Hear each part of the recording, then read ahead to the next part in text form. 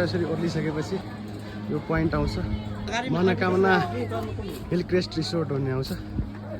त लेफ्ट साइडमा चाहिँ यस्तो कफी सप छ हिमालयन जावा कफी र यहाँ एन्डिजको आइसक्रिम स्टल रहेछ र त्यस पश्चात यतापट्टि ल ठ्याक्कै राइट साइडमा चाहिँ यहाँ यस्तो चाहिँ मार्केट जस्तै छ। यहाँबाट बाई फुट हो, यहाँबाट बाई फुट तपाईँ 10 मिनटको वाकमा तपाईँ माता मनोकामनाको मन्दिर पुग्नुहुन्छ। हामी होटल बसेको होटल यही हो, राम्रै थियो रिसेप्सन। आयो यो भाइले हाम्रो फोटो बनाइदियो होइन भाइ? हजुर फोटो हो एकदम भाइ, एकदम चिलाक्स भाइ छ।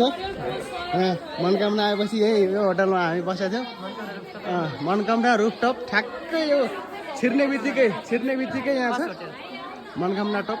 सबै होटेलमा चाहिँ यस्तो पनि हुँदो रहेछ, यो फोटो बनाइदिने व्यवस्था उहाँहरूले सुविधा दिनुभएको हुन्छ। यसरी टक्क यो पर्दालाई टक्क यसरी खिचेर अनि ग्रिन स्क्रिन बनाएर अनि ठ्याक्क उहाँले प्रिन्ट गरेर चाहिँ फोटो निकालिदिनुहुन्छ।